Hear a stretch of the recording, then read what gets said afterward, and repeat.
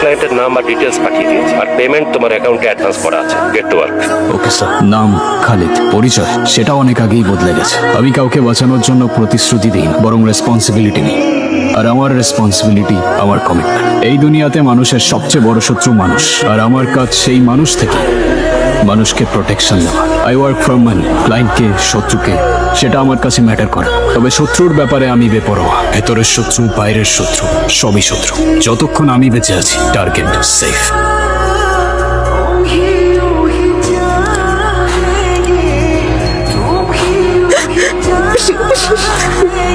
মা, কি হয়ে গেল আমাদের? এটা আমাদের আর কেউ থাকলো না রে মা। আমাদের মাথার উপর আর কোনো ছায়াই থাকলো না, সব শেষ হয়ে গেল।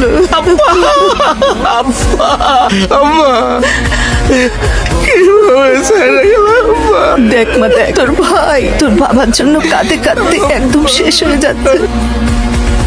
যদি তার বাবার লাশ দাফনের আগে যদি বাবার শেষ ইচ্ছাটা পূরণ করা যেত। তোমরা এই সময় কেন এসব বলতেছো? কখন বলবো? বাবাই তো বলে গেছে। তাছাড়া বাবার লাশ দাফনের আগে যদি বাবার শেষ ইচ্ছা পূরণ করা হয়, বাবার আত্মা শান্তি পাবে। বুঝতে পারছিস না কেন? কষ্ট তোর একা লাগছে না মা, কষ্ট তো আমাদেরও লাগছে নাকি? রেদিতা, মার কথা সই কর।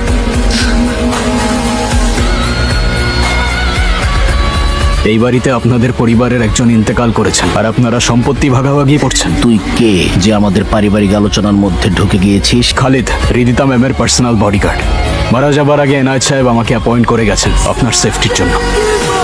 পরবর্তী 3 সপ্তাহ রিদিতা ম্যামের সামনে কে যাবে, কি খাবে, কে কথা বলবে, কিংবা কোথায় সাইন করবে, সবকিছুই হবে আমার পারমিশনে। এটা কি মামার বাড়ির আবদার? বললেই মানতে হবে। হু আর ইউ? আমি কারোর থেকে পারমিশন চাইনি কিংবা কাউকে রিকোয়েস্ট করিনি। আমি আলটিমেটাম দিয়েছি, এখন কেউ পরিবারের বাইরে হোক কিংবা ভেতরে, রিদিতা ম্যামের সেফটির ব্যাপারে আমি কারোর ইন্টারাপশন অ্যালাউ করব না। লাশ সামনে রেখে দুনিয়াবি হিসাব নিকাশ শোনার জন্য চরম অসম্মানের। আপনারা সবাই দ্রুত জানাজা ও দাফনের ব্যবস্থা করুন। ম্যাম, একটু খেয়ে নিন, না হলে তো শরীরটা টিকবে না। এগুলো খাবার এসব নিয়ে যাও। আমার শরীর টিকলো কি না টিকলো তাতে এখন আর কিছুই যায় আসে না। যায় আসে ম্যাম। আর অসুস্থ কিংবা মৃত ব্যক্তিকে নিরাপত্তা দেওয়ার থেকে সুস্থ ব্যক্তিকে নিরাপত্তা দেওয়া অধিক কার্যকর। সিরিয়াসলি? আপনি কি মানুষের সাথে এইভাবেই কথা বলেন? আমি তথ্যের ভিত্তিতে কথা বলি ম্যাম। আর তথ্য হচ্ছে, আপনার গ্লুকোজ লেভেল কমে গেলে রিফ্লেক্স স্লো হয়ে যাবে। বিপদের সময় আপনি দৌড়াতে পারবেন না, আর এতে আমার কাজের ক্ষতি হবে। তাই আপনার খাওয়া উচিত। এটা আমার স্পেশাল ফিউশন, এটা খেলে মন ভালো হয়ে যাবে। একটু খেয়ে দেখেন না। Hold on, stop. ওটার পটেনশিয়াল রিস্ক আমাকে চেক করতে হবে। এটা ক্লিন আছে? জি স্যার, ক্লিন আছে। ওকে। এটা আমার লেটেস্ট ইনভেনশন, কালো জানার পাকোড়া। একটু খেয়ে দেখেন কেমন হয়েছে। এটা আপনি বানিয়েছেন? জি স্যার, এটা আমার স্পেশাল ফিউশন। টেস্ট কেমন হয়েছে স্যার? ভবিষ্যতে এমন আবিষ্কার আর কখনো করতে যাবেন না আপনি। এমন খাবার খেয়ে হজম করার থেকে গুলি খেয়ে মরে যাওয়া অধিক আরামদায়ক। এটা কোনো খাবার হতে পারে না, রীতিমতো স্নায়ুতন্ত্রের উপর এক রাসায়নিক হামলা। মা, তুমি যেভাবে ভাবছো ওইভাবে কিচ্ছু হবে না। এই মেয়ে সাইন করবে না। ওসিয়তনামায় সাইন নেওয়ার সময় তুমি ওকে দেখেছো? তারপর যখন বডিগার্ড না কি আসলো ওকে দেখেছো? একদম চুপ ছিল, যেন সব ফোন দিয়ে আগের থেকে এটে রেখেছে। কালকে যদি মা তুমি আমাকে না থামাতে, আমি এর শেষ দেখে ছাড়তাম। বাবা একটু শান্ত হ, সবুর কর বাবা। মানে যা করার আপোষে করতে হবে, জোর জবস্তি করে কিচ্ছু করা যাবে না। এমনিতেই একটা ঘটনা ঘটে গেছে, আর কিচ্ছু করা যাবে না। আমি যদি রিদিতাকে বোঝাই, ও বুঝবে। ও এখনো আমাকে বিশ্বাস করে। কচু বিশ্বাস করে মা তোমাকে? তুমি ওকে সহজ সরল মনে করো? ভাব নিয়ে থাকে, যেন কিচ্ছু বুঝেন। মা, আমার আর সহ্য হচ্ছে না। আমার যা চাওয়া তা পাওয়ার জন্য আমি সবকিছু করতে পারি, সব। বডিগার্ড সাহেব, একটা কথা কনের আছিল। বলো। আইরিন খালাম্মার সাগর ভাইজান কিন্তু শান্ত হইয়া বইয়া নাই। সাগর ভাইজান আমি গিয়ে দেখি আগুন হয়ে রইছে। আইরিন খালাম্মার সাগর ভাইজান ফোন দিয়ে আসতাছে আপনার এই বাড়িতে বাই করণের লাগে। খালাম্মা আমারে কইছে আমি জানি আফারে আপনার নামে আজে বাজে কথা কই। ভাইজান এরা যা কইছে আমি শুধু মাথায় লড়াইছি। আমি কিন্তু মনে প্রাণে আপনার পক্ষে। শোনো, যারা 2 নৌকায় পা দিয়ে চলে, নদী পার হবার আগে কিন্তু সবার আগে তারাই ডুবে মরেছে। তাই যদি ডুবতে না চাও, নিজের চরকায় তেল দাও, কেমন? ঠিক আছে স্যার। হ্যালো খালেদ, ওদিকে সব ঠিক আছে তো? জি স্যার। শোনো, ও কিন্তু আমার খুব ঘনিষ্ঠ বন্ধুর মেয়ে। তুমি থাকতে ওর যেন কোনো অসুবিধা না হয়। আপনি নিশ্চিন্তে থাকুন, আমার নজর এড়িয়ে কোনো বিপদ ওনার অব্দি পৌঁছাবে না স্যার। তা জানি। বাই দা ওয়ে, ওদিকের খবর কি? উনি এখনো মানসিকভাবে কিছুটা বিষণ্ণ স্যার। এবারের পরিস্থিতি কিছুটা জটিল। মনে হচ্ছে পরিবারের মানুষেরাই ওনার সাথে সাইকোলজিক্যাল একটা গেম খেলছে। ওকে, ঠিক আছে, আপডেট জানিও আমাকে। Yes sir. বাবা চলে যাওয়ার পর বাগানটা কেমন ফ্যাকাশ হয়ে গেছে, তাই না? ঠিক বলতে পারছি না ম্যাম, এখানে কখনো আগে আসিনি আমি। বাবা সব সময় বলতো মানুষ মারা গেলে নাকি তার প্রিয় বাগানটাও শোক পালন করে। শোক পালনের বিষয়টা ঠিক জানি না ম্যাম, তবে বাগানের মালিক না থাকলে দ্রুত আগাছা জন্মায়, আর আগাছা জন্মালে আসল গাছগুলো মরে যায়। আপনার চারপাশটাও এখন আগাছায় ভরা। আপনার এসব কথাবার্তা না আমি ঠিক বুঝতে পারিনি। জানেন, এই পৃথিবীতে একমাত্র বাবাই আমাকে সব থেকে বেশি ভালোবাসতো। তাহলে কালকে যাকে দেখলাম উনি? মা মারা যাওয়ার পর বাবা ওনাকে বিয়ে করে। উনি নিজের সন্তানের মতোই আমাকে দেখেন, অনেক আদরও করেন। ম্যাম, যে আদর করে আপনাকে বন্দি করে রাখে সেটা যত্ন না বরং শক্ত এক খাঁচা। আমি দেখেছিলাম কাল তার এক হাত আপনার কাঁধে ছিল আর এক হাত ওসিয়তনামার ফাইলে।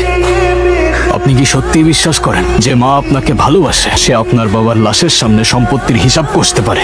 ম্যাম, আপনার জন্য আমার স্পেশাল ডেজার্ট, খেয়ে একদম ফ্রেশ হয়ে যান। আমি এসব খাবো না, আমার ক্ষুধা নেই। বডিগার্ড স্যার, এটা আমার স্পেশাল ডেজার্ট, একটু ট্রাই করেই দেখেন না। মিস্টার ইগলু, আপনাকে যদি দেখেছি আপনি খাবারের নামে কোনো বায়োকেমিক্যাল ওয়েপন বানাচ্ছেন, তাহলে আপনাকে আর আপনার এই মরিচের আইসক্রিমকে দুটোকে একসাথে প্যাকেট করে এক্সপোর্ট করে দেবো। রিদিতা শোন মা, তোকে দেখে আমার কলিজাটা ফেটে যাচ্ছে রে মা। তোকে একাই ঘরে থাকতে দেখে আমার বুকটার মধ্যে খা খা করছে। শোন মা, আমার ঘরে চল। মা মেয়ে দুজন মিলে জড়িয়ে ধরে দুঃখগুলো ভাগাভাগি করে নেই। তাছাড়া তোর সাথে আমার জরুরি কিছু কথাও আছে। জরুরি কথাগুলো দয়া করে এখানেই শেষ করুন। দেয়াল বদলে গেলে হয়তো আপনার কথাগুলোর অর্থও বদলে যেতে পারে। ওমা, এটা কি ধরনের বেয়াদবি? আমার মেয়ের সাথে আমি একটু সুখ দুঃখের কথা বলবো, সেখানেও তোমার অনুমতি নিতে হবে? সমস্যা নেই খালিদ। আর মা, কি বলতেছো? অনুমতি কেন নিতে হবে? আমার কাজ অনুমতি দেওয়া না ম্যাম। তবে আপনার সুখ দুঃখের কথার জন্য যদি রিদিতা ম্যামের নিরাপত্তার কোনো ইন্টারাপ্ট হয়, সেক্ষেত্রে আপনার কথার মাঝে দেয়াল হয়ে দাঁড়ানোই আমার কাজ। যা বলার আমার সামনেই বলুন। তুমি ভুলে যেও না, এই বাড়িতে আমার স্বামী তোমাকে রেখেছে। যার জন্য আমাকে অ্যাপয়েন্ট করা হয়েছে, আমার দায়বদ্ধতা শুধু তার প্রতি। বাকি অন্য কোনো ক্যারেক্টার আমার কাছে ইম্পর্টেন্ট না। এই আমার বাড়িতে দাঁড়িয়ে আমার মায়ের মুখে মুখে তর্ক করিস? সাহস বেশি হয়ে গেছে না? আর ধাক্কা দিয়ে এই বাড়ি থেকে বের করে দেবো। চিনিস তুই আমাকে? চিনি। আপনি সে যার সাথে এই পরিবারের অর্থাৎ নায়েদ সাহেবের রক্তের কোনো সম্পর্ক নেই। তাই এই সম্পত্তিতে অধিকার দেখানোর লোকটা অনেকটাই অদ্ভুত আর সন্দেহজনক। তুই কি বললি? আমার বাড়িতে দাঁড়িয়ে আমাকে বলিস সন্দেহজনক? আমি এই বাড়ির ছেলে, আমি কি করতে পারি তুই জানিস না? হুমকি তো দুর্বল মানুষের শেষ অস্ত্র। তবে আপনি আর আপনার মা মিলে যে সম্পত্তির নাটকটা সাজাচ্ছেন, সেটার স্ক্রিপ্টটা বেশ পুরনো। তোর মা, চলো। দেখলি রিদিতা, দেখলি তোর বাবা এমন একটা গুন্ডা এই বাড়িতে রেখেছে, ও আমাদের সবাইকে পর করে দিচ্ছে, সবাইকে। মা চলো। মা, খালিদ যথেষ্ট হয়েছে। আপনি কি তামাশা শুরু করছেন এগুলি? আমি কি কয়েদি? আমার ঘর, আমার মা ভাই, অথচ কথা বলতে হবে আপনার সামনে কেন? ইমোশন যখন চোখের পর্দা হয়ে যায় তখন শত্রু চেনা কঠিন হয়। আমি শুধু আপনার চোখের সেই পর্দাটা সরিয়ে দিচ্ছি। ব্যাস, তোমার এসব যুক্তি তোমার কাছে রাখো। আমি একটু বাইরে যাব। I need some fresh air. Sorry ma'am, এই মুহূর্তে আপনার বাইরে যাওয়া পসিবল না। আমি তোমার কাছে পারমিশন চাই। আমি বলেছি বাইরে যাব, ব্যাস। এই বাড়িতে আমার দম বন্ধ লাগতেছে। ম্যাম, আপনার হার্ট রেট আর ব্রিথিং প্যাটার্ন আমার কাছে নর্মাল মনে হচ্ছে না। আপনার কি কোনো ফিজিক্যাল পেইন অনুভব হচ্ছে? কি বলছেন আপনি এসব? আপনি কি মানুষের ইমোশন বোঝেন না? সরি ম্যাম, ইমোশন নিয়ে ডিল করা আমার কাজ না। সিকিউরিটি প্রোটোকল অনুযায়ী আমাকে রুট কজ জানতে হবে। আপনি যদি এভাবে রিয়াক্ট করেন তাহলে আমি ঠিকভাবে বুঝতে পারবো। থামান গাড়ি, আমি বলছি থামান গাড়ি। আপনার এসব যান্ত্রিক কথা শোনার চাইতে রাস্তায় মরে যাওয়া ভালো। Stop the car.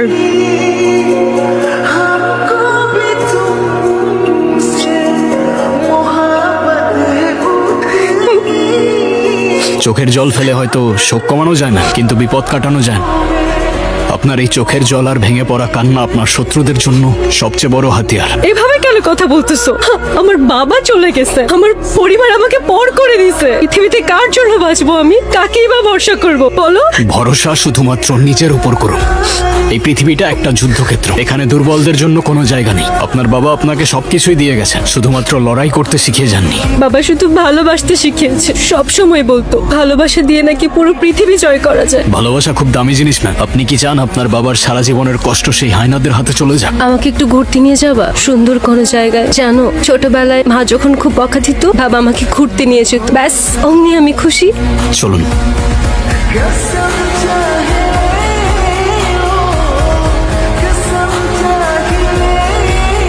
সাগর, যা করার এখনই কর, আর দেরি করিস না। সময় যত বাড়ছে মেয়েটার উপর থেকে কন্ট্রোল তত হারিয়ে ফেলছি। আর বেশি দেরি করলে না হাতের ফাঁক দিয়ে সবকিছু বেরিয়ে যাবে। সবকিছু বেরিয়ে যাবে মা।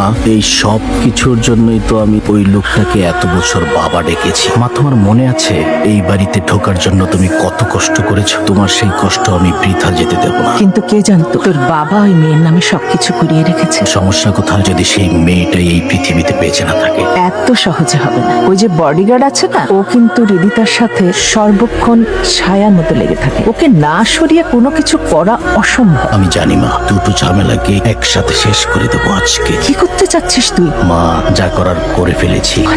হ্যাঁ, শুধু এইটুকু জেনে রাখো, আগামীকাল সকালে সূর্য ওঠার আগে এই রাজত্বে আমার উপরে কথা বলার মতো কেউ থাকবে না। কেউ না মা।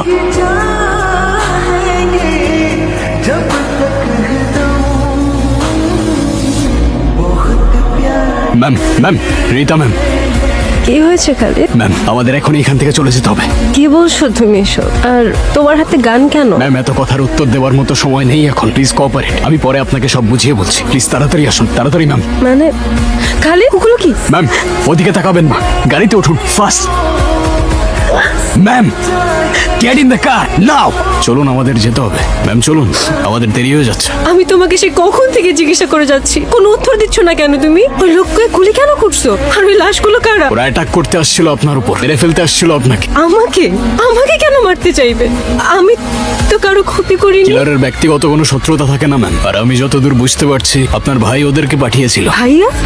না না, ও তো আমার আপন ভাইয়ের মতো। বাবা মরে যাওয়ার পর ওরই তো ছায়া হবার কথা। সম্পর্কটা ততক্ষণই ছিল যতক্ষণ আপনার বাবা বেঁচে ছিলেন। এখন আপনার বাবা নেই, কোনো সম্পর্কও নেই। আর তাছাড়াও আপনার বাবার সবকিছুই আপনার নাম। তার এই বিশাল সম্পত্তি আর সাম্রাজ্যের সামনে আপনার প্রাণের কোনো ভ্যালু নাই তাদের কাছে। সম্পত্তি এসবের জন্য আমাকে ওরা মারতে চায়? সে তো আমি এমনিতেও দিয়ে দিতাম ওদেরকে। বাবা না থাকলে তো এই দেশে থাকার আমার কোনো মানেই নেই। এখন কোথায় যাব আমি? কার কাছেই বা যাব? আমার তো আপন বলতে আর কেউ নেই। যতক্ষণ আমি আপনার সাথে আছি আপনার দুশ্চিন্তা করার কোনো কারণ নেই ম্যাম। আপনার সেফটি, ভয় পাবেন না, চলুন।